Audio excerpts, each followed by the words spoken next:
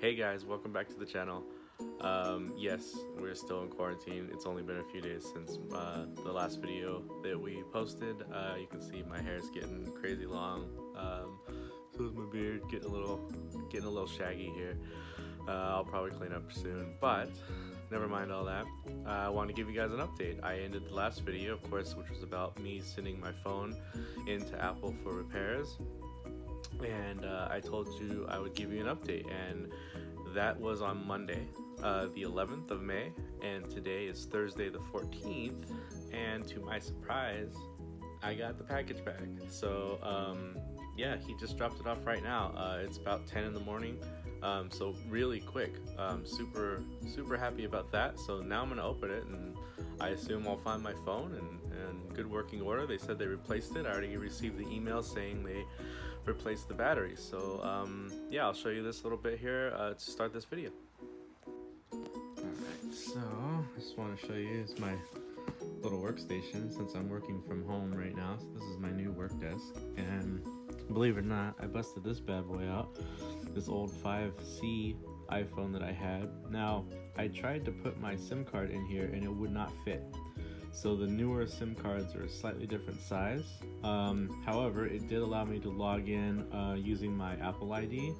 The reason this was so key was because, as many of you know, Apple uses the I forget the exact term, two-factor identification, I believe.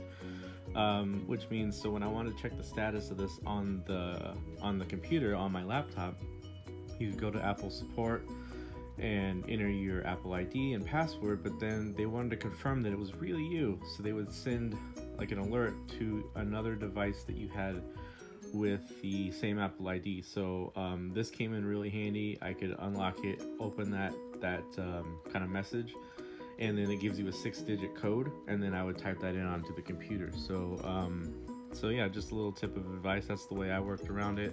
I do have an iMac actually. I just haven't been using it a lot lately, and this was just readily available to me. But any Apple device, any secondary Apple device that you had your Apple ID logged into would work for you. Alright, so let's get this back side open.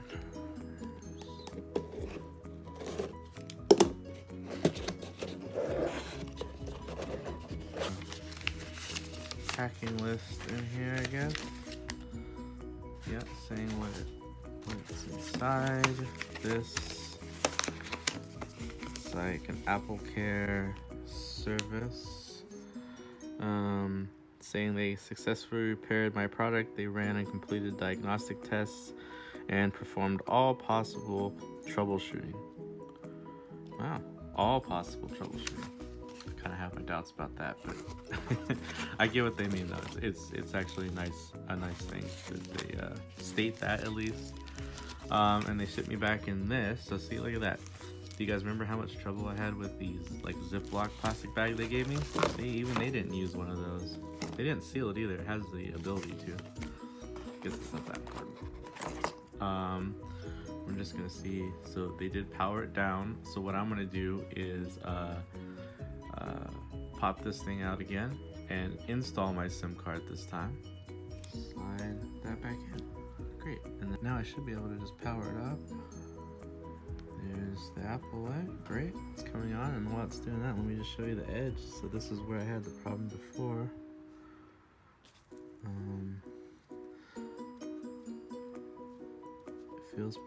It feels pretty flush along this edge. There is a little thing still here, which is a little weird.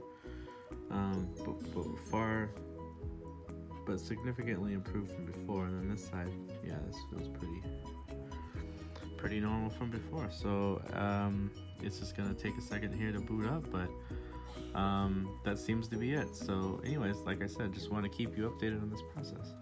All right, and flash forward, it's actually the next day. I didn't end up doing any more recording yesterday after I showed you guys me getting my phone back, but I did have a package arrive today, so I kind of wanted to show you this and share this with you. So here it is. It's my new flat top griddle from Blackstone, and it just got here, and this is how it was set on my porch. does have this nice little hole in it, and seems to be missing several of these tie straps. So I'm a little anxious to see what the inside looks like. You can see it's coming up there. So not the best. It was delivered by FedEx. So we'll just have to take a look at it and see. Hopefully it's just the packaging. If it's just the box, I don't really care. Obviously, just care that the item inside works. So we will check it out. I also have this Blue Rhino propane tank that I picked up from Lowe's this morning. So let's cut the strap, and then let's set it down.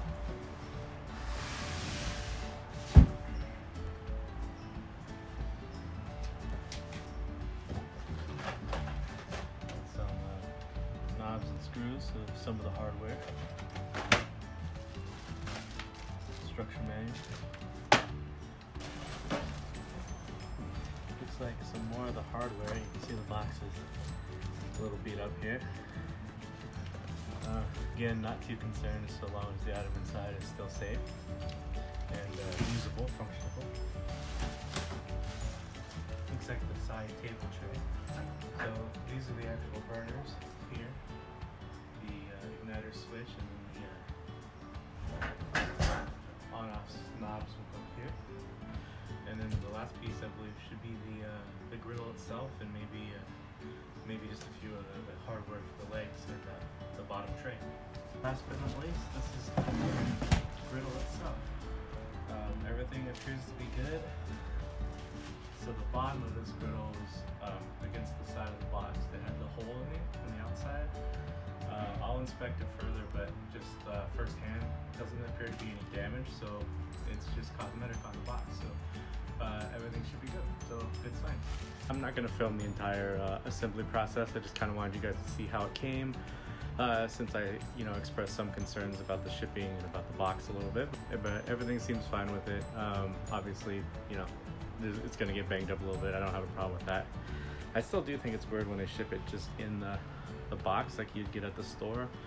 I understand not needing to put it in another box, I suppose. Just seems weird. It's also one of those things, if you ever buy this like as a gift for someone, like Christmas time or something, you can't just have it shipped like this. You have to have someone else pick it up for you or deliver it to their house. But this is not the only thing I ordered. I ordered a few more things. So what I'm going to probably do is assemble it, then I'll show you guys the results, and then I'll go through and unbox the other items that I bought. They are kind of some accessories for this, so we'll go over that in just a minute. So I'll be back in a few. I'll let you know how long it took me. So I have finished assembling it, and I gotta say that was really easy. I wish everything was this easy and simple to assemble. Took me honestly about 17 minutes. So, and I was going fairly slow, so 15 minutes is probably safe to say. Super easy directions, easy to read, easy to follow, easy to understand, simple diagrams, everything you could hope for in assembling something. So let me show it to you.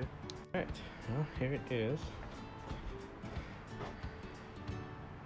So again, 2 burners, 1, 2 for the individual knobs, of course.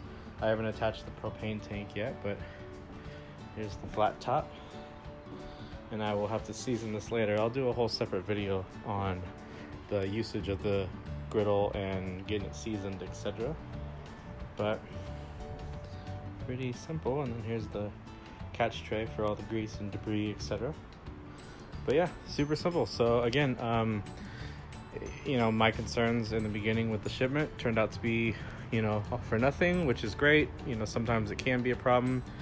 But I'm super happy with it. It actually ended up coming on the day it was supposed to, which is impressive during this COVID time. I understand shipping is kind of a mess. You have like the medical supplies and other essentials that have to go out, and then just normal consumerism trying to meet demand. So hats off to them. They did a great job, and the product itself is in great condition, looks good, and I'll let you know more about it in further detail when I get to season it and get it to cooking on it. So more on that later. Now let me show you a few other items.